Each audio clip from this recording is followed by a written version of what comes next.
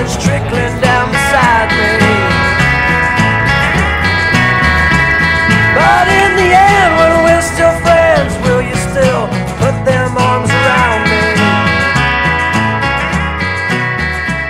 Well, I'm feeling down and Hey, I'm Joelle, and this is a tiger whisker. We are at the New Jersey State Fair where I talked to the handlers from Marcan Tiger Preserve. Check it out. Hi, I am here with Andy. He is one of the trainers at the Marcan Tiger Preserve. Yep. We are at the Meadowlands Fair and we just watched your show. How long have you been doing this? I've been with the preserve since almost 12 years now, about 11 and a half years. I was pre-vet in school and wanted to be a veterinarian, and I really wanted to get into exotics, new animals and things like that, and I knew of Dr. Marcan's program from a friend of a friend, and so I went down to Florida to just meet him and hopefully be able to spend a few months there learning about tigers specifically. There's not a lot of that in school, and I ended up just staying there for like 6 months, and then we raised some cubs, and then 6 months turned into a year, turned into 2 years, and I just got hooked to stay.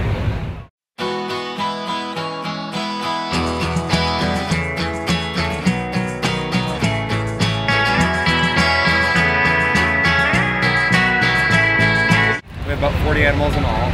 And this is the one group we have. We do 10 or 12 events a year to raise money for the preserve. But even that, all our animals do training. They learn how to sit in class, and they learn how to do things so they have stuff to do. And then also, it's important too for things like veterinary care. We don't have to sedate our animals to draw blood or to vaccinate them or things like that. They sit on their seat, and then we can give them a shot. Or we just lay down with them, sit on the ground, and draw blood, and do things like that. So it helps a lot for that too. That's the biggest thing about why the training is important. So how do you start off learning to work with tigers? Do you have to start with cubs? Not so much, but the biggest thing is Josip Marcan, the man we work for, has been working with tigers. He was the director of Frankfurt Zoo in Germany years ago. He's been working with wildlife for so many years, 50 years now. And he's been specializing in tigers for many years. He's the strongest captive program for Bengal tigers in the world. And he's just amazing. And so we spend a few years working under him, just working at the preserve, learning how to take care of the animals, how to be around them, studying them, watching them interact with each other, and just getting to know them from the outside. And then, yeah, we raise some cubs and spend time with them, and that's generally, that helps a lot, raising cubs, spending a lot of time with them. Well, let's talk about the positive reinforcement training that you guys use. The biggest thing about it is finding a happy medium. Our thing with the cats is different from circus and other things where we want them to have fun doing the shows, doing the training, and it's also really important to us for animals in captivity that they don't get bored. That's the biggest problem with these guys. Okay? And beyond that, the natural behaviors and positive reinforcement is just more about not making them do things, more just asking them to do things and encouraging them to do things. And it takes a lot longer to train them that way. It might take a couple years to get a behavior out of the cat, because little by little, every time they do it right, they get a treat. If they do it right, they get a treat. If they don't, you gotta ignore it. And eventually they figure out, oh, that's what you want me to do. And it works out really well that they learn it and they figure it out, and their brains are really working to figure it out, and then they enjoy it. It's stuff they naturally do and want to do on their own. So you guys are traveling with 8 cats. Yeah. How do you feed them? Do you have to take all the food with you? We do. We have a freezer that we drive down the road with, that we carry about 14,000 pounds of meat with us. Wow. We're really picky on their food too, that's another thing. All our beef comes from a certain supplier, chicken comes from a certain supplier, everything comes from good places because we don't feed them junk.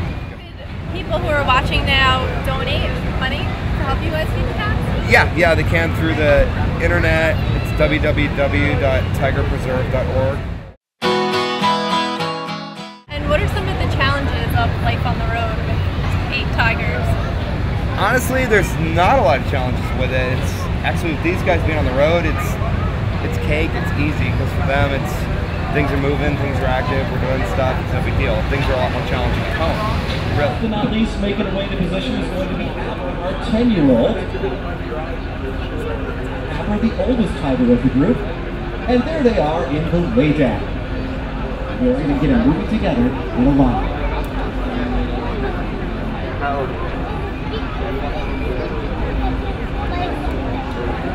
When we're home with these guys, that's when it's hours every day of playing with them, doing training, finding new games and things to do, and that's where we have to balance.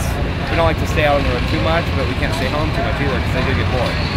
So, and that's kind of cool thing that the very first time, because I wasn't sure about Soul Place when I started. I knew about Marcan's reputation, but I was a little bit like, well, it's like a circus and stuff, but kind of animal rightsy. And then when I got there and saw them, the coolest thing was the first couple months I was there, it was time to go out on the road. And they backed this trailer up to the barn where the Tigers went off of their enclosures. And seeing that, I mean, literally, as soon as it backs up, seeing the Tigers all come running from the back of their enclosures, running up to the barn, and like, okay, ready to go, you know. Are there any cat fights ever? We're getting, right now, we've got stuff going on. We have 2 females coming to estrus. We have 2 intact males. They are part of a breeding program. Both the boys are scheduled for breeding in another year or 2. All the breedings are planned years and generations in advance when different bloodlines come across. But, so we'll get into issues. Females cycle about once every 60 days. And right now, I've got the girls that are just coming into estrus, and the boys are getting a little bit rangy and wanting to hang out with girls. So, but in general, these guys get along really well. We're really fortunate. We have a group of 8 cats that 90% of the time get along great. They can all live together, hang out together. I think it's probably one of the largest group of tigers in captivity that does that. We're really fortunate.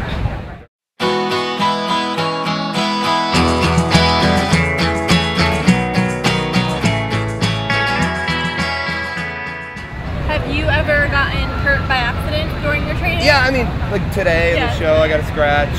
If they get excited or they're playing too hard, you know, they'll forget. The claws will come out, they'll scratch us, but it's just part of it. But no, nothing serious. When they're cubs, do you ever take them home with you?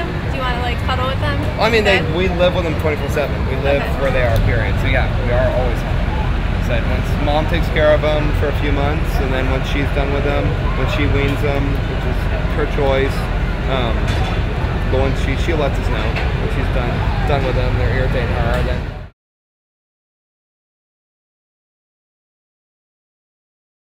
For our family picture.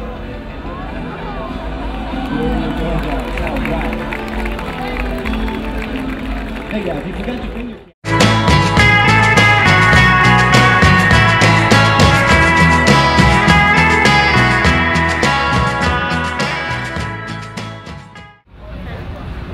legend, tiger whiskers are good luck. It's supposed to bring you a good luck charm. That is so awesome. So there's one for each of you there. Oh, thank you. We don't harvest them. Tiger whiskers fall out naturally, but we do collect them, and then people like you who really love tigers. Put it in a frame and not let anyone touch it. I would. In an Indian lore, it's good luck. So awesome. Thank you so much. Sure. Thanks.